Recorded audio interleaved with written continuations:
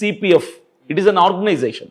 ఈ ఆర్గనైజేషన్ నడవాలి అంటే definitely I need financial support from Christian community. Organization పెట్టమని ఎవరు అడిగారు మిమ్మల్ని? మీ అంతటా మీరు ఒక ఆర్గనైజేషన్ పెట్టి నేను పెడుతున్నా పైసలు ఇవ్వమంటే అది ఇప్పుడు ఈ మాట అడగాల్సింది ఎవరు right person, who is the right person? ఈ మాట ప్రశ్నించడానికి ఎవరంటే, నాకు డబ్బు ఎవరైతే ఇస్తున్నారో, అంటే నాకు 50 రూపాయలు ఇచ్చిన వాడు కూడా అన్నా నేను నీకు 50 రూపాయలు ఇస్తున్నా ఎందుకు ఇవ్వాలి అని అతను అడిగితే నా సమాధానం ఉంటుంది. చాలా మంది ఉన్నారు అట్లా. ఎవరు లేరు. అంటే మిమ్మల్ని రీచ్ కావాలంటే మీకు సెక్రటరీ ఉంటారు, మీ మినిస్టర్లో వేరే పర్సన్స్ ఉంటారు, అందరు మీ దగ్గర రాలేకపోవచ్చు. కానీ చాలా మందిలో ఈ ప్రశ్న ఉత్పన్నం అవుతుంది కాబట్టి నా ద్వారా అడుగుతున్నారు. ఎవరు సామాన్య ప్రజలు వచ్చి స్టూడియోలో అలా అడగారండి, మేము వాళ్ళ రిప్రజెంటేటివ్స్ కాబట్టి మా ద్వారానే మీరు దాని క్లారిఫికేషన్ ఇవ్వండి, తప్పేముంది? ఓకే, నేను చెప్తాను.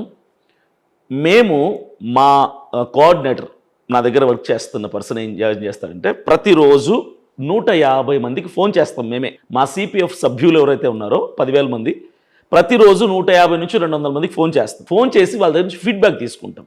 అమ్మా ఇలా సిపిఎఫ్ ఆర్గనైజేషన్ రన్ చేస్తున్నాం కదా, దీని మీద మీ అభిప్రాయం ఏంటి అని ప్రతిరోజు 100, 150 నుంచి 200 మందితో మాట్లాడతాం. నేను ప్రతిరోజు మా వాళ్ళని ఏమడుగుతానంటే, నైట్ అయ్యేసరికి ఫీడ్బ్యాక్ ఎలా ఉంది, ఏమంటున్నారు క్రైస్తవులు, నెగిటివ్గా మాట్లాడుతున్నారా, ప్రశ్నలు అడుగుతున్నారా, యాక్సెప్ట్ చేస్తున్నారు మనల్ని అని ప్రతిరోజు అడుగుతాను. ఇంతవరకు నాకు ఒక్క ఫీడ్బ్యాక్ కూడా నెగిటివ్గా రాలా.